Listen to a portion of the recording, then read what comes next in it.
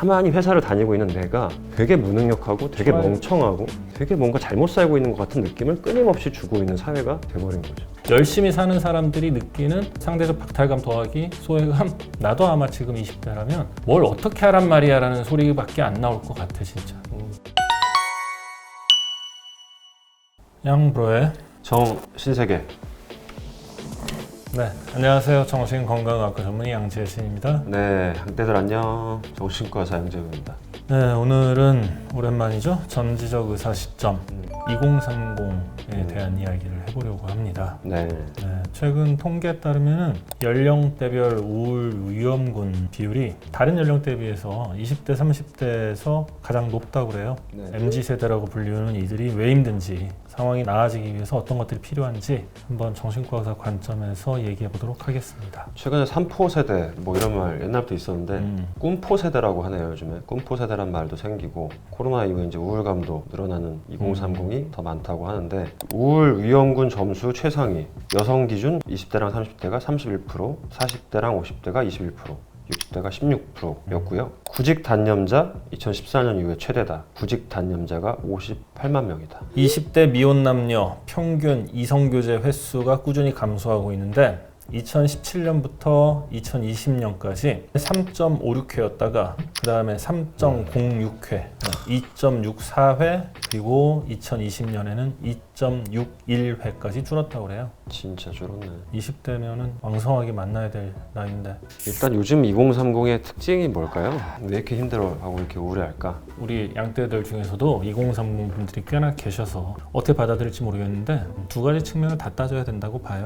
지금 2030이 사회에 나오게 된 그 시기 2010년도부터 2022년 현재까지 사회 경제적 변화를 얘기 안 할 수가 없고요. 또 하나는 그들의 성장 환경의 특이점 이 두 가지를 다 다뤄봐야 될 것 같아요. 다 아시다시피 대한민국이라는 게 압축 고도 성장을 정비례에 가깝게 이렇게 어마어마한 기울기를 보이면서 성장을 했는데 그 성장이 주춤거리고 멈추기 시작한 게 2000년대부터거든요. 그래서 과거에 우리나라가 두 자릿수 성장을 할 때 살던 지금의 40대, 50대, 60대는 상상도 못하던 일이 지금 벌어지는 거거든요. 과거엔 요즘 젊은 친구들이 이제 얘기하는 게 그 당시에는 4년제 대학만 나오면 무조건 취직이 됐다. 그리고 좀 괜찮은 과를 나오거나 괜찮은 학교를 나오면 대기업 취직이 너무 쉬웠다. 근데 지금은 사실 그렇지가 못해요. 경제 성장률이 한 자릿수의 바닥을 기고 있고 저성장을 계속 하다 보니까 일자리 숫자도 만만치가 않고요. 일을 한다고 해도 옛날 같은 평생 직장 개념도 없고요.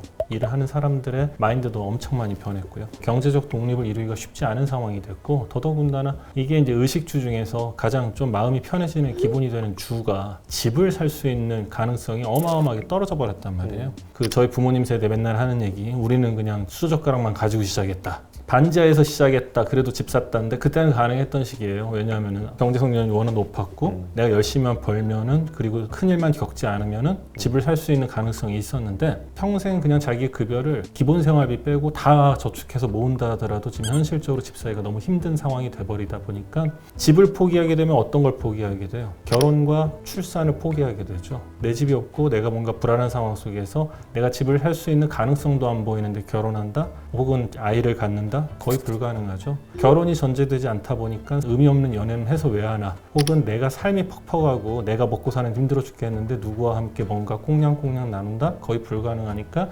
하나하나 다 포기하게 된 건 맞는 것 같아요. 또 하나 이제 사회적 변화 하나 더 따져보자면 SNS 발달을 무시를 못해요. 싸이월드가 이제 2000년 초반이었나? 그때 나타났다 사라졌죠. 근데 이제 페이스북이 나타나고 인스타그램이라는 게 나타나서 인스타그램부터는 이제 사진 위주란 말이에요. 보여지는 게 다예요. 근데 이 SNS의 가장 큰 파급력은 딴 사람이 뭐하고 사는지에 관심 없던 사람조차도 관심을 갖게 만든다라는 거예요. 그래서 상대적 박탈감을 느끼기에 가장 좋은 게 SNS고요. 그 다음에 또 하나가 사회적 가치의 변화라고 생각을 해요. 어떻게 보면 과거에는 성공한 사람들의 스토리를 다루지를 잘 않았어요. 누가 얼마 벌었다라는 거를 자랑질하면 욕을 먹는 사회였고 오히려 그걸 좀 감추고 쉬쉬하고 겸손이 미덕이었던 시대가 과거에 제 어렸을 때 시대였다면 언젠가부터 코인으로 벌었건 주식으로 벌었건 땀 흘린 팔리지 않은 노력은 불로소득으로 취급했었는데 지금은 이게 하나의 노력을 통한 소득으로 비춰지고 뭘로 벌었건 상관없이 돈 많이 번 게 장땡이라는 식으로 사회적 가치가 변해버리다 보니까 열심히 사는 사람들이 느끼는 상대적 박탈감 더하기 소외감, 내가 지금 뭐하고 살고 있는 거지라는 현타 때리는 이런 일들이 자꾸 벌어지게 되면서 과거에는 정상적인 직장이라고 하는 것으로 들어가기를 거부하는 시대가 돼버리는 거죠. 이게 요즘에 2022년의 대한민국의 현실이 아닌가 싶어요. 사실은 말이 안 되는 얘기지만 일반적으로 사는 것에 대한 이 경계가 정말 없어진 것 같아요. 뭐가 일반적으로 사는 건지. 끊임없이 불확실성 속에서 불안을 느낄 수밖에 없는 게 MZ세대인 것 같아요. 나도 아마 지금 20대라면 뭘 어떻게 하란 말이야 라는 소리밖에 안 나올 것 같아 진짜.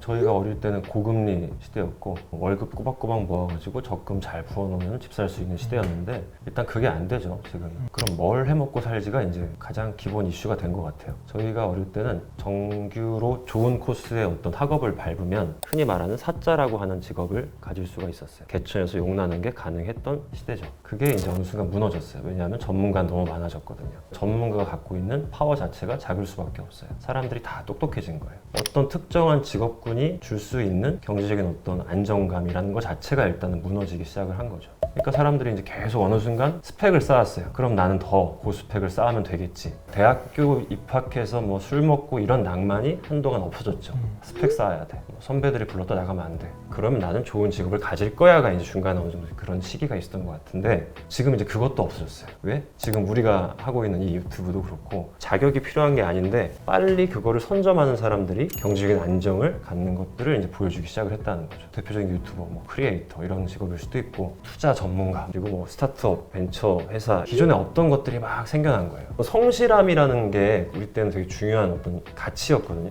참고 해나가면 빛볼 날이 오겠지가 있었는데 그게 일단 무너진.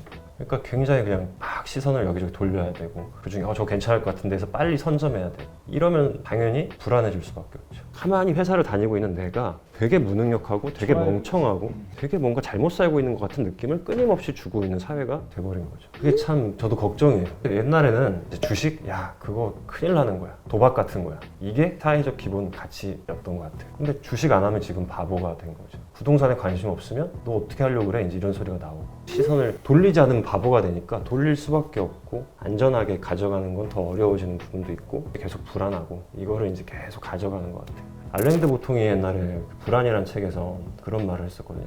계급 제도가 있을 때 사람들이 사실은 훨씬 덜 불안했다. 평생 나는 이렇게 그냥 사는 거야 라고 이렇게 딱 정해져 있으면 그 틀 안에서 열심히 살면 되는데 계급은 무너졌고 성공이라는 걸 할 수 있는 기회가 확 열렸는데 옛날에는 그래도 틀이 있었는데 이젠 틀도 없어져.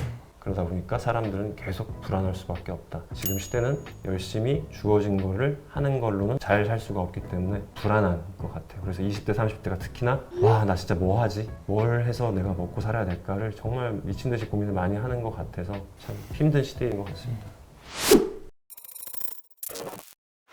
어떻게 이제 해야 되냐 그러면 우리가 참 어려울 것 같은데 이 얘기는 하고 싶어요. 가끔 기사나 뭐 SNS에 뜨는 거 있잖아요. 누가 주식으로 얼마 벌었대더라, 누가 코인으로 얼마를 벌었대더라. 뭐 기사화 됐다는 거는 일반적이지 않다는 얘기라고 생각을 해요. 요즘에는 내 메인 잡 말고도 뭐 투자는 기본으로 해야 된다고 하는데 너무 거기에 현혹 안 됐으면 좋겠어요. 다들 주식으로 100억, 200억 벌었으면 기사거리 아니에요. 100명, 1000명, 10,000명이 투자해서 그중에 한두 명이 뜨기 때문에 그들이 기사화되고 이슈화 된다라고 생각하거든요. 그거에 자꾸 미련 두고 왜 남들은 이렇게 버는데 나는 이것밖에 못하지? 지금 잘하고 있는 일을 놔두고 딴 데다 자꾸 정신 팔지는 않으셨으면 좋겠다라는 거. 그 불안감 정도는 좀 이겨주셨으면. 예, 일단은 굉장히 힘든 시대를 살고 계신다는 거, 애쓰고 계신다는 거 잘 알고 있고요. 근데 이제 내가 살고자 하는 방향에 대해서 일단은 생각을 해야 될 것 같아요. 난 어떤 삶을 살고 싶은가. 근데 돈을 많이 버는 거 다들 좋아하죠. 경제적인 안정을 다 추구하는데 실제로 젊은 나이에 빨리 돈을 많이 번 사람들 치고 행복하게 사는 사람들 별로 없어요. 그렇죠. 그냥 드리는 말씀이 아니라 위로해서 말씀이 아니라 실제로 보면은 그래요. 그래서 일단은 내 삶의 어떤 중심이라는 건 있어야 돼요. 그게 일이라는 게 굉장히 중요하다라고 말씀을 드리고 싶네요. 많은 연예인 분들이 굉장히 돈도 많고 화려해 보이지만 사실은 아프신 분들이 좀 많이 있으신데 그분들 중에서 건강하게 사시는 분들을 보면요. 자기 삶의 루틴이 있습니다. 그래서 뭔가 정해진 짜임새대로 움직이려고 하는 부분들이 굉장히 있고 그런 게 저는 굉장히 리스펙트 하게 돼요. 그게 여러분들이 일단 가셔야 될 기본적인 방향이다 이렇게 말씀을 좀 드리고 싶어요. 그리고 더 중요한 거는 내 삶을 살아야 돼요. 물론 뭐 우리가 계속 사람들을 살피면서 시장 조사도 해야 되고 자극도 받아야 되고 여러 가지 동기도 받아야 되고 이런 것도 있지만 내 삶을 살아야 돼요. 그러니까 여기저기서 비교하고 그거를 쫓아가고 계속 흔들리면은 끝이 없거든요. 제일 중요한 건 내가 어떤 사람인지 일단 여러분들이 아셔야 됩니다. 내 성향을 알아야 돼요. 근데 내가 내 성향을 알려면요, 내가 일을 많이 해봐야 돼요.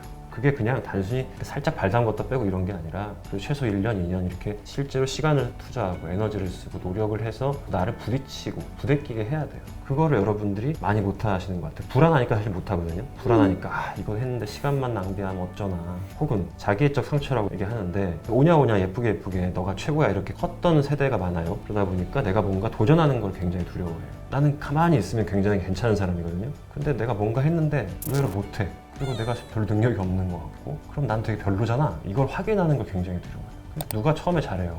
누가 처음부터 막 엄청 신이 내린 재능으로 그 일을 완벽하게 해냅니까? 고생해서 깨지고 그러면서 내가 한 번 더 해보고 그러면서 성장을 한단 말이에요. 그리고 그런 시간을 길게 가져가면서 결국 나라는 사람을 알게 되거든요. 그렇게 해서 여러분들이 조금 더 많이 도전하시고 그걸 통해서 나라는 사람을 좀 알고 나한테 맞는 방향성을 가진 일을 하시면서 이런 새로운 정보들 이런 걸 공부를 같이 해 나가시는 게 좋지 않을까 생각합니다. 끝으로 이게 되게 꼰대 같은 얘기인데 인류 역사에서 변치 않는 진리가 두 개 있대요. 하나는 요즘 어린 것들 싸가지 없다는 얘기하고 나 때가 제일 힘들었다. 이 두 가지는 변치 않는 진리라고 합니다. 아마 여러분들도 한 20년, 30년 지나서 저나 양정훈 원장 나이가 됐을 때 그래 우리 때 연락 힘들었어 라고 얘기하실 수 있을 것 같아요.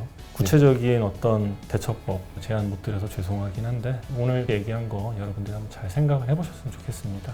예, 마인드 카페 어플 다운받아 주시고 사연 많이 남겨주시고요. 짧은 사연 혹은 다음에 다뤄줬으면 하는 컨텐츠들이 있으면 댓글로 남겨주시면 저희가 다 꼼꼼히 읽도록 하겠습니다. 구독, 좋아요. 알림 설정 꾹.